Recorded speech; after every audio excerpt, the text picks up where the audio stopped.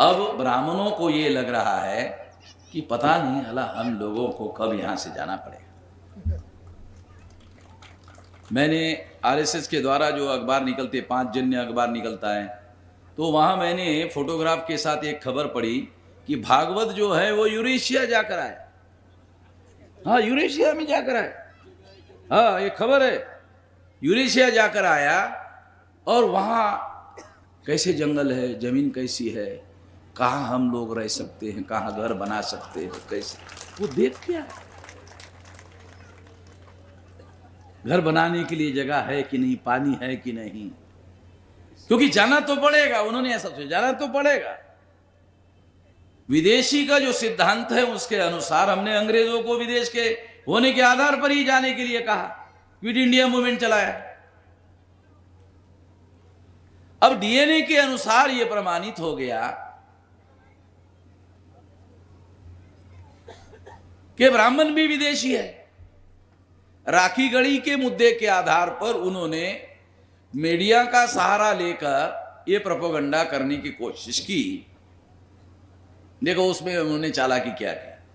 विलास ने सब कुछ बताया, मगर एक बात मैं आपको बताना चाहता हूं, मेरे तरीके से आपको समझाने के लिए। उन्होंने क्या किया, जिस तारीख को ब्राह्मण भारत में आए उससे 2-4 हजार साल पहले का डीएनए बनाया। अब उसमें तो सारे मूल निवासी, तो कहा अरे सारे मूल निवासी है, देखो यहां तो कोई विदेशी है ही नहीं। अरे भाई, जब तुम आए ही नहीं थे तो तुम्हारा डीएनए वहां कैसे मिलेगा? 7,000 साल पहले का डीएनए निकाला, कहा कि सारे मूल निवासी। मैं आपको समझाने के लिए बताता हूं। फिर 6,000 का निकालो, वहां भी नहीं मिलेगा ब्राह्मण का डीएनए, सारे मूल निवासी। 5,000 में वहां भी मूल निवासी, 4,000 में वहां भी मूल निवासी। तो ईसा पूर्व 1700 और 2000 के बीच में वो आए। जब वो ईसा पूर्व 2000 और 17 के बीच में, 1700 के बीच में आए, वहां का जब डीएनए लिया जाता है तो फिर मिलता है कि हाँ है, और यहां से आए हैं, यूरेशिया से आए हैं। तो ब्राह्मणों ने क्या चालाकी की अभी प्रचार करने के लिए कि आने के 5,000 साल पहले का डीएनए निकाला, तो मिलेगा ही नहीं। जो बहुत सारे लोगों को बात समझ में नहीं आती, पहले का डीएनए निकाला तो पहले के डीएनए में क्या हुआ, सारे मूल निवासी। हाँ बराबर है ना, सारे मूल निवासी है। वहां कोई ब्राह्मण था ही नहीं, कोई विदेशी था ही नहीं। जब तुम आए ईसा पूर्व 2000 और 17 के बीच में, जब वहां का डीएनए निकाला गया तो वहां मिला। तो वो वहां से आगे 5,000 साल पहले का डीएनए निकालने की कोशिश करती है। चालाकी है, मीडिया उनके हाथ में होने की वजह से ये झूठा प्रोपेगेंडा वो कर रहे हैं। अब झूठा प्रोपेगेंडा करने के लिए उन्होंने और एक चालाकी की। वो शिंदे जो डेक्कन कॉलेज का प्रिंसिपल था, उसको वाइस चांसलर बनाया लालच देकर। हमारे लोग लालच में तो आ ही जाते हैं। हमारे लोगों को बहुत बड़ा बड़ा लालच नहीं चाहिए, और हमारे लोगों को ब्राह्मण ये भी लालच नहीं देते कि तुमको सम्राट बनाएंगे। अब ब्राह्मण इतने होशियार तो चल, इसको सम्राट बनाएंगे तो हम उनके नौकर हो जाएंगे। सम्राट तो बनाने का लालच नहीं देते। सम्राट पाक पद अपने पास ही रखते हैं। बोलते तेरे को डायरेक्टर बना देंगे, तेरे को प्रिंसिपल बना देंगे, तेरे को वाइस चांसलर बना देंगे। तो फिर उनको लगता है ये वाइस चांसलर हमारे नीचे रहेगा, डायरेक्टर हमारे नीचे रहेगा, हम जैसा आदेश देंगे वैसा काम करेगा।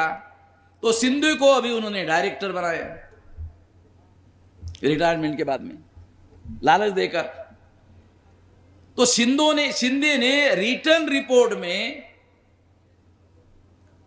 ब्राह्मण का डीएनए के बारे में कहीं पर यह नहीं लिखा कि ब्राह्मण भारत के मूल निवासी थे। कहीं पर भी नहीं लिखा, 18 पेज की रिपोर्ट में कहीं नहीं लिखा। मगर इंटरव्यू में कहा ये ब्राह्मण भारत के मूल निवासी। इंटरव्यू में कहा मूल निवासी है, लिखित रिपोर्ट में कहीं पर भी नहीं कहा। तो इंटरव्यू के आधार पर हमने शिंदे को नोटिस दी। शिंदे को नोटिस दी, तब से शिंदे बंद है, बोल नहीं रहा। उसको लगा अरे साले वामसिफ के लोगों ने हमको पकड़ लिया। भारत में वामसिफ का ही आदमी पकड़ सकता है, कोई भी आदमी नहीं पकड़ सकता। अहरिया गहरिया नत्थु खैरे का काम नहीं है ये। किसी को समझ में नहीं आता भाई, क्या होने से क्या होता है, किसी को समझ में, इधर इधर होना चाहिए ना ऊपर के मजले में, वो खाली पड़ा हुआ है। 2-3 साल हजार का पड़ित, पड़ित है ना हमारे महाराष्ट्र में एक मराठी शब्द है पड़ित, ये चाय लाई जमीन पड़ित पड़ ले लिया है। क्या समझना है, क्या समझने वाला है, समझ में नहीं आता।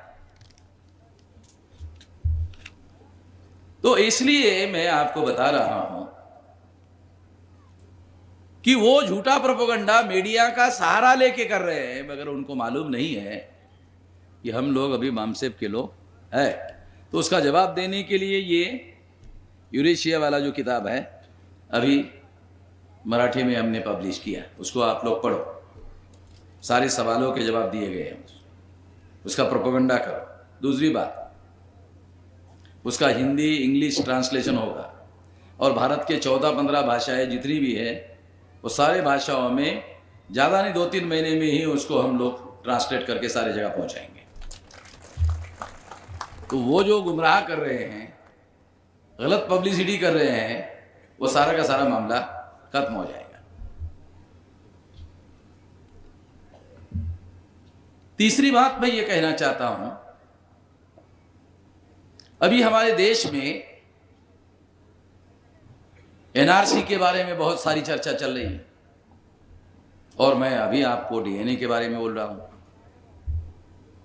तो अब हम लोग आने वाले समय में ये जो एनआरसी की लड़ाई है, ये डीएनए के आधार पर एनआरसी हो, इसकी लड़ाई शुरू करेंगे। और आज मैं इसकी घोषणा करता हूं कि भारत में एनआरसी के आधार पर, डीएनए के आधार पर एनआरसी होनी चाहिए। अच्छा, इससे क्या होगा? डीएनए के आधार पर एनआरसी से क्या होगा? जिसका डीएनए भारतीय है उसका एनआरसी में नाम आएगा। ब्राह्मण का डीएनए भारतीय नहीं है, उसका नहीं आएगा। आपको समझ में नहीं आता इसलिए मैं थोड़ा खुलकर बता रहा हूं, उसका नहीं आएगा। अभी उन्होंने एनआरसी का लिस्ट तैयार किया, तो आसाम में 19 लाख लोगों को निकाला, उसमें 5 लाख मुसलमान हैं। वो कहां के हैं? तो ब्राह्मण करे बांग्लादेश के हैं। बांग्लादेश 13 अगस्त 47 में कहां था? भारत में था। डीएनए के अनुसार वो सारे भारतीय हैं। तो समझ में आ रहा क्या? बांग्लादेश के जो लोग हैं वो डीएनए के अनुसार भारतीय माने जाएंगे। अशोका के समय में अफगानिस्तान का जो लास्ट बॉर्डर है जो रशिया को लगा हुआ था, वहां तक रहने वाले जो लोग हैं वो भारतीय है। भारत का नक्शा देखो, मौर्यकालीन इतिहास जो लोग पढ़ते हैं, भूगोल जो पढ़ते हैं, वो लोग थोड़ा पढ़े तो आप लोगों को पता चलेगा। मौर्यकालीन भारत का नक्शा अफगानिस्तान के बॉर्डर तक, अगर अफगानिस्तान के बॉर्डर तक है तो वहां तक रहने वाले जो लोग हैं वो भारतीय है। तो भारत का विभाजन किसने किया? तो 157 वर्सेस 15 वोटों से गांधी नेहरू ने विभाजन किया।